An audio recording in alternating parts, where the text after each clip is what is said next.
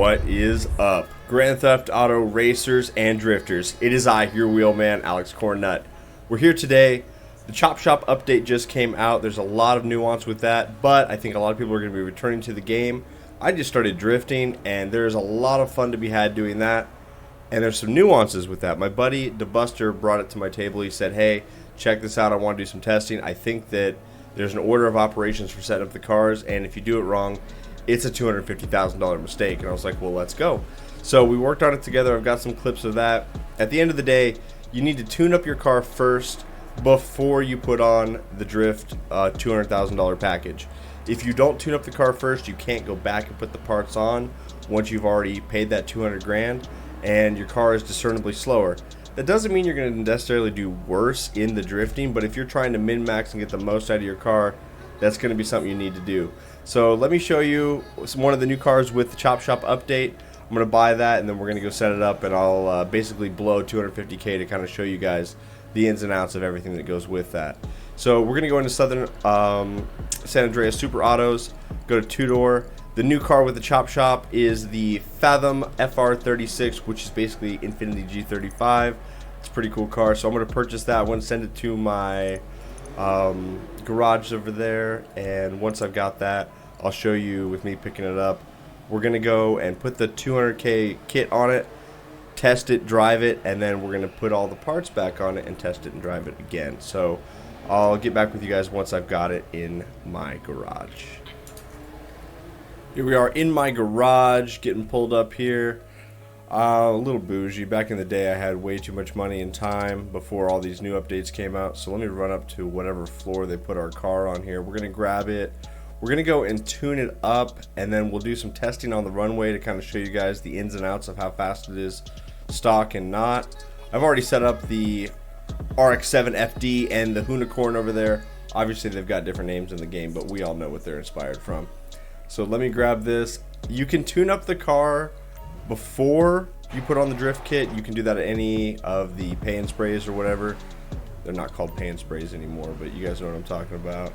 I'm an old school Grand Theft Auto player, you guys. Been doing it too long. So we're gonna go back to the car meet here, and then once I'm there, we'll put on the drift kit. We will test it, and I'll show you kind of the nuance of if you set up your operation wrong and you do it in the wrong order, you're gonna be paying for it. And we will we'll run some tests with a timer on it, so that way you can see, guys, the difference on how long it takes to get from A to B with this stuff, so that way you know for sure what direction you want to go when you're setting up the cars.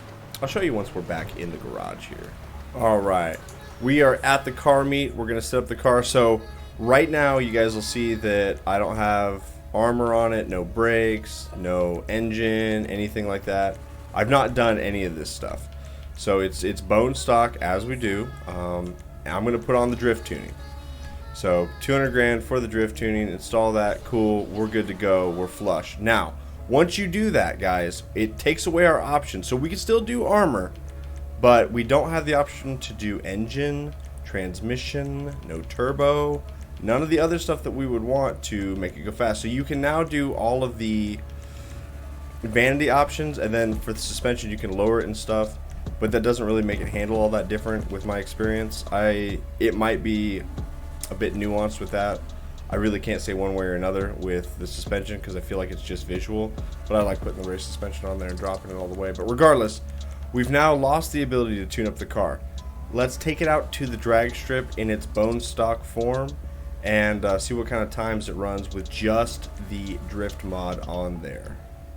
I'll show you guys when we get out to the drag strip. Here we are at the airport, which is going to be our drag strip. We're out here at the green dots that'll start us off, and then we'll go to the red dots at the end.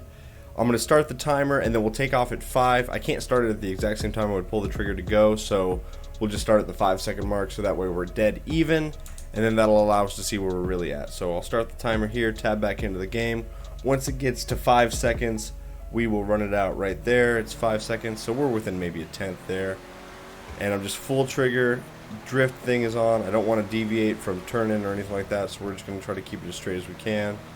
And we'll see how long it takes us to get to the end here. Looks like we're coming up on the end. Those red lights are right there. The first red light, boom, we hit it at about 24 seconds, it looked like. Get pulled up to the red line or the red dots there, and then we'll go until we get to the green stopping line at the other end of the runway. Alright, start our watch there. We'll wait for 5 seconds in. 4, 5, cool. I know there's a little nuance, but there's always people that are looking for more information. So if I'm going to do a guide to show you that there's something that's faster than another, I like to try to put some real information behind it. Alright, we are coming up on our green lines. It's right there. And boom. Boom. Hit it at about 24 seconds once again. So we're within tenths of a decent run there. Let me go back to the car meet, tune up this G35, and show you guys what it does with actual performance parts on it. Alright, we are back in the car modding, so let's pay 50 grand to take off our drift tune. Now it frees up and gives us all of our extra boost back, so we're going to put the race brakes on there. We're going to put the EMS Super Upgrade Level 4 on there. We are going to go and find the rest of the stuff that we want. Where's my turbo? Transmission, there it is. We're going to throw the race tranny on there. We're going to throw the turbo on there. We're going to go full Pepega on this deal. That's all of the upgrade parts. We will throw an armor upgrade on there anyway, just because we're here. Looking good. Cool. So we've got everything on there. Let me go back to the runway. Oh, actually, no. I got to put the drift set back on there. Can't forget the one thing that we need. Drift tuning, 200 grand. Okay. So now we've leveled up the car and we've put it on there. As you can see, our top speed, our acceleration, and our braking, if you were looking at it what it was before, we've got a lot higher stats, but let's actually go test it and see how fast it is now. We're back here at the runway. I ran down and recorded it, but forgot to start the timer, so we're gonna get the timing on the way back.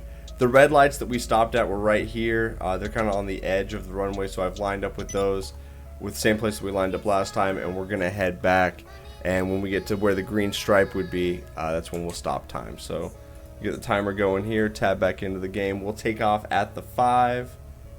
Go now. Alright, and we'll see how fast we can get down the track. Now, for drifting, speed isn't necessarily the key, but it is fun to know if your car is faster than not. I mean, if you want to min-max and get the most out of it. Time's going to come when we get right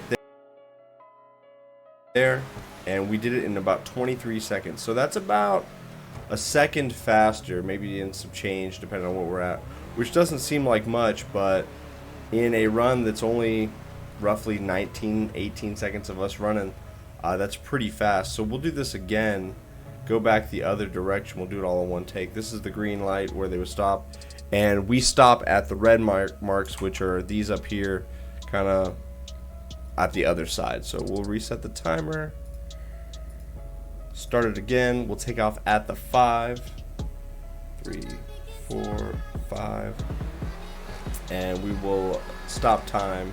And like I say, I'll pause it in the video so you guys can see where that's at. Running down here. Time stops when we get to where the red lights would be, which would be right. Boom, there. So we're right around 23 seconds. So that might not seem like much, but it is a noticeable difference, and you can't tune up your car after you've paid that. So if you're looking to get the most out of your drift setup, make sure that you're slapping those parts on first. Let me show you what it looks like when you actually drag race a stock version of one of these that's just had the drift setup and one that's been fully modded. You toss a grenade out front, and when it blows up, we go. Oh, I figured we'd just count it down so we can get a scientific launch. If you're trying to race, say less. Let me see here. Grenade. That's what this is, a drag race. Alright, when it goes. Once that blows up, we go. Yep. I got the hit, but I'll, Oh, yeah. Oh, my God, bro. See ya. I'll wake you up at the finish line. Yeah, dude, I'll see you at Applebee's, dog. Like, oh, yeah, my goodness. I didn't think... That's a huge difference. No it doesn't doubt let you... about it.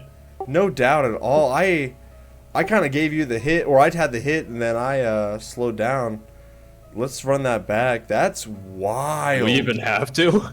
We might as well, just for scientific purposes. I'll give you the hit. You can go, and we'll watch me just come around you.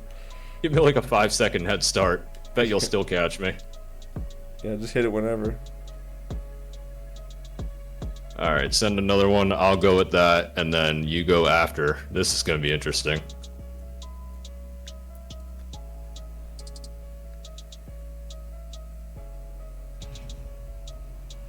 Alright, you definitely got the hit. Oh, dude.